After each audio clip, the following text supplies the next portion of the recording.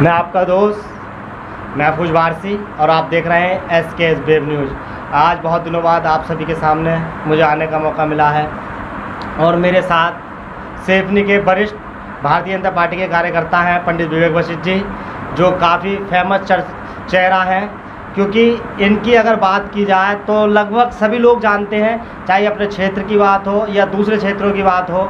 और आज मैं बहुत ख़ास बात को लेकर पंडित जी के साथ कुछ चर्चा करूंगा, क्योंकि अभी हाल ही में परसों की रात में लगभग 3 बजे जो हमारी 38 मिलक विधानसभा की विधायक हैं श्रीमती राजबाला जी, उनकी अपनी पर्सनल गाड़ी पर उनका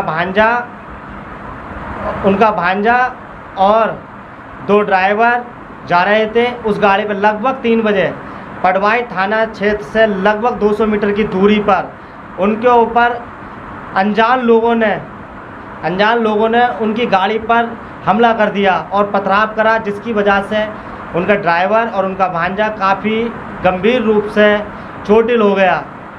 बाद में पता चला, इंक्वायरी हुई दिन में कौन लोग हैं, तो पता ये चला राजबाला जी ने अभी कुछ टाइम पहले खनन माफिया जो खनन कर रहे हैं बहुत तेज़ी के साथ हमारी जड़ों को कमज़ोर कर रहे हैं अपनी रोजी रोटी के लिए, उनके खिलाफ़ उन्होंने SP जी से DM जी से शिकायत की थी, जिसका खामियाजा विधायक जी न उस गाड़ी में होने की वजह से उनके भांजे को भुगतना पड़ा और उनके ड्राइवर को।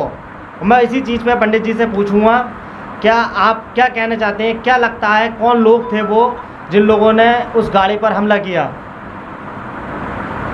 जय श्री राम, भारत माता की जय, वंदे मातरम। सर्वप्रथम इस न्यूज और चैनल को देख रहे सभी सम्मानित गणों को लिए मैं प्रणाम करता हूं। और जो अभी महफूज वारसी जी ने कहा कि विधायिका जी की गाड़ी पर हमला हुआ है, ये बात ठीक है, अपितु विधायिका जी गाड़ी में नहीं थी। वह जो दूसरी गाड़ी है जो विधायक जी के साथ चलती है, उस गाड़ी में चालक और आदरणीय विधायक जी का भांजा भारत और चालक अनुज चौहान आदि ये सब लोग उस वाहन में थे।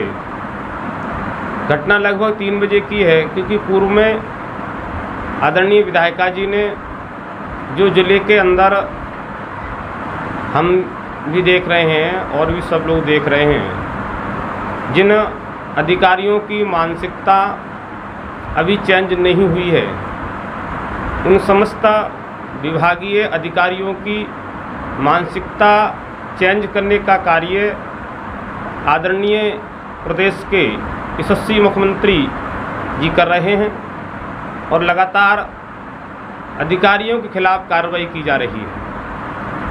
अब जवाबदेही अधिकारी की तय की गई है शासन ने, तो उसके बावजूद भी जिन अधिकारियों की मानसिकता नहीं सुधरी है, उनके कहीं ना कहीं किस कारणवश ये घटना हुई है। और पूरे ज़िले में एक विशेष क्षेत्र है जहां खनन होता है, वहां से आए दिन हम सुन भी रहे हैं, देख भी रहे हैं, तो ये एक चिंता का विषय है।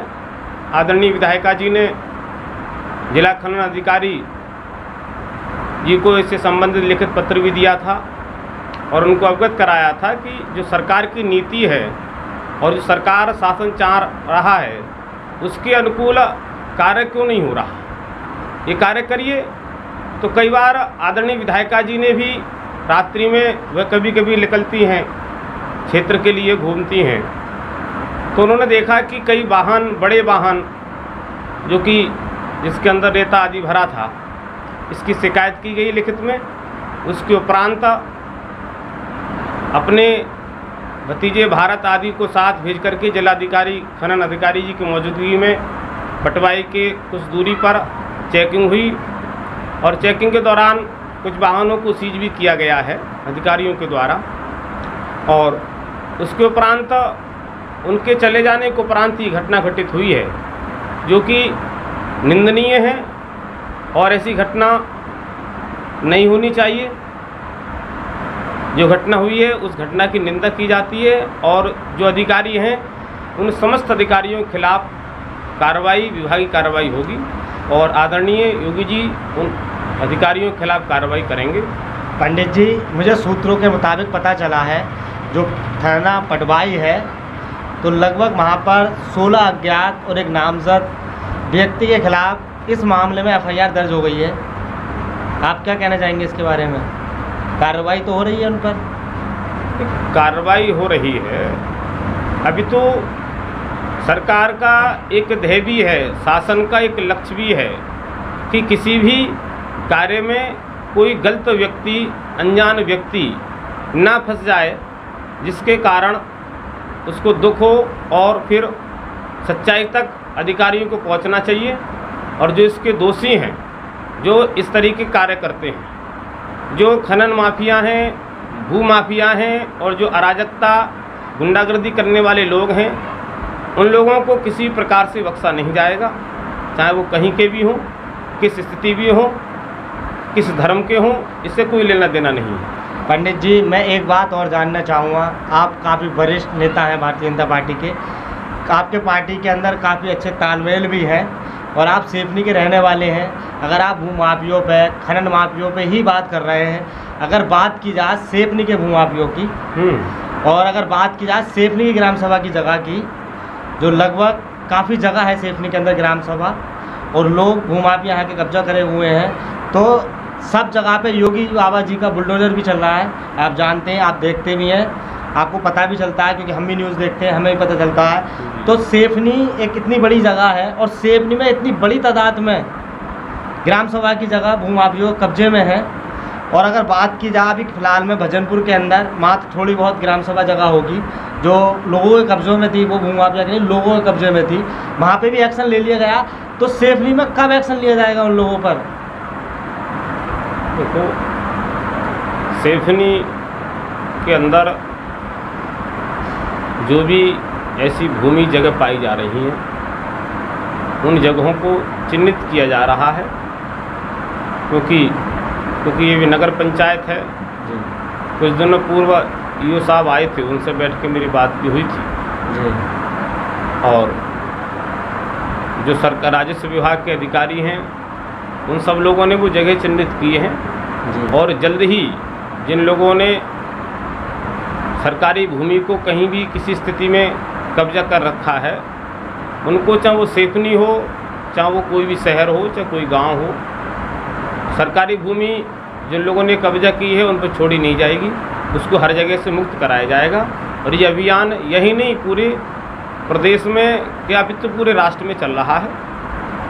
ग्राम समाज की भूमि, पीडब्ल्यूडी की भूमि अथवा नगर की भूमि जहाँ भी है उसको छोड़ा नहीं जाएगा, उसको चिन्हित कर दिया गया है। सेफनी में भी कार्रवाई होने वाली है। अगर बात की जाए पटवाई क्षेत्र की, पटवाई क्षेत्र में जो एक बहुत बड़ा क्या कहना तालाब था, वहाँ पे उस तालाब को लोगों ने पाट पाट के एक नाला सा बना दिया था। सरकार के एक अच्छी पैरवी की तरफ, एक अच्छा कदम उठाने की तरफ आज इतना खूबसूरत सा वहाँ पे अमृत सरोवर नाम से एक तालाब बन गया है। वो एक घूमने की एक अच्छी जगह बन गई है, उसमें बोट कर दी। तो सेफनी में तो काफ़ी तालाब थे पंडित जी, उनका क्या होगा? ऐसा सेफनी में भी हो सकता है जैसे और जगहों पे तालाबों को इतना खूबसूरत बनाया जा रहा है? ऐसा कोई कार्य नहीं है जो नहीं हो सकता। सेफनी में भी जो तालाब हैं चिन्हित किया गया है। पटवाई को आपने खुद कहा बहुत खूबसूरत बना है वहाँ पे तालाब। हम सभी लोग, जनपद के लोग और इस प्रदेश के लोग बड़े सौभाग्यशाली लोग हैं। जिस अमृत सरोवर का विषय, जिस पटवाई छोटे से गांव का विषय इस देश के यशस्वी प्रधानमंत्री आदरणीय श्री नरेंद्र मोदी जी ने अपने मुखारबिंद से मीडिया के माध्यम से सब लोगों को अवगत कराया कि रामपुर में भी पटवाई गांव है, पटवाई क्षेत्र है और वहाँ अमृत सरोवर, प्रदेश का पहला अमृत सरोवर बना है। तो ये जो पटवाई की छवि हम देख रहे हैं, यही छवि प्रत्येक गांव और प्रत्येक शहर को देखने में मिलेगी।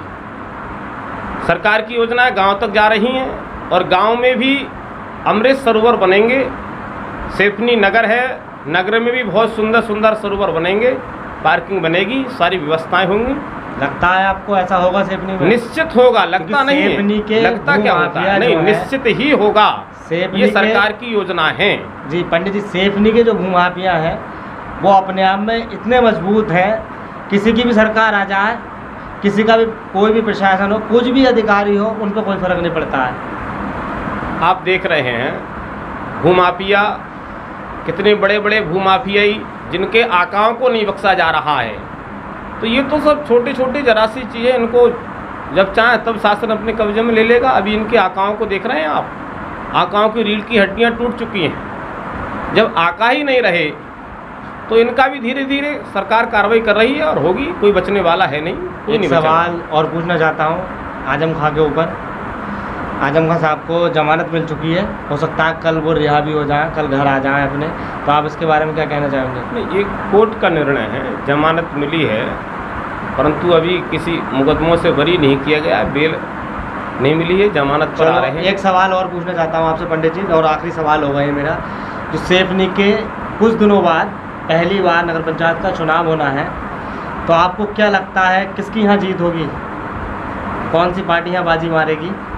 वैसे तो आप अपनी पार्टी को ही कहेंगे, क्योंकि जो जिस पार्टी का होता है, पार्टी से विषय नहीं है, कहेंगे नहीं, ये निश्चित है जी कि भारतीय जनता पार्टी सेफनी नहीं अपितु पूरे उत्तर प्रदेश में समस्त नगरों में भारतीय जनता पार्टी का झंडा लहराएगा।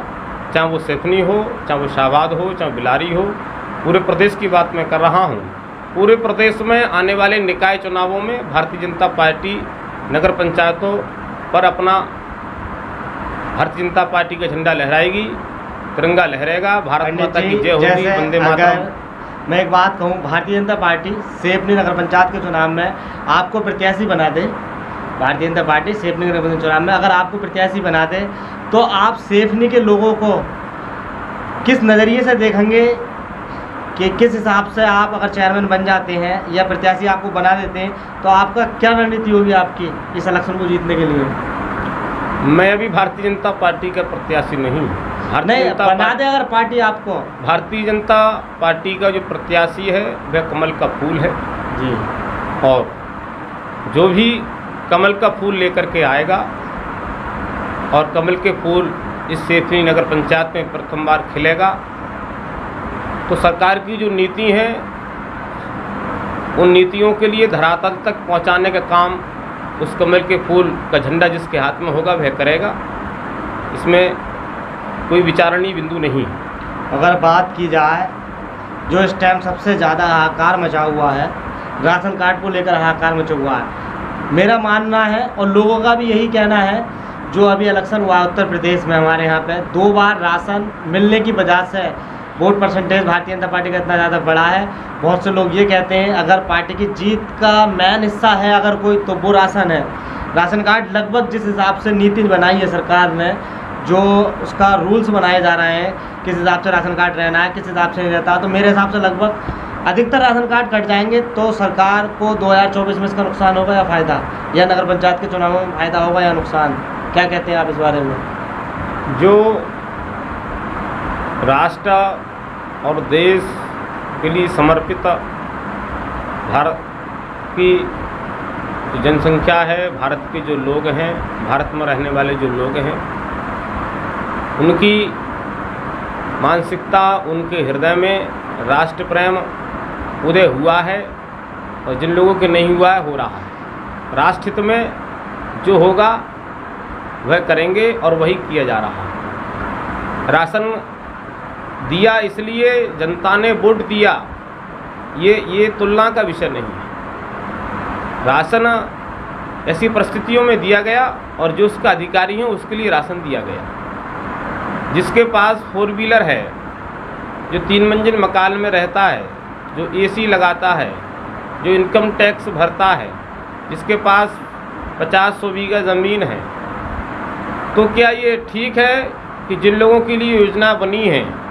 उन योजनाओं का लाभ उसको मिलना चाहिए, या उसका हृदय या उसका मन इस बात को स्वीकार करता है कि मैं किसी के दूसरे का अधिकार लूँ? तो जो लोग इस कैटेगरी के लोग हैं उन लोगों के लिए राशन कार्ड नहीं लेना चाहिए उन लोगों के लिए, और सरकार भी उनको राशन नहीं देगी। तो पंडित जी अगर बात की जाए तो सरकार ने ये फैसला पहले क्यों नहीं लिया, अब इलेक्शन जीतने के बाद ही क्यों लिया है राशन कार्ड खत्म करने का? राशन कार्ड जिस समय चुनाव हुआ था अभी पूर्व में जी तो हम देख रहे थे चुनाव के समय में भी और चुनाव से पहले भी 2 साल देश की स्थिति क्या रही।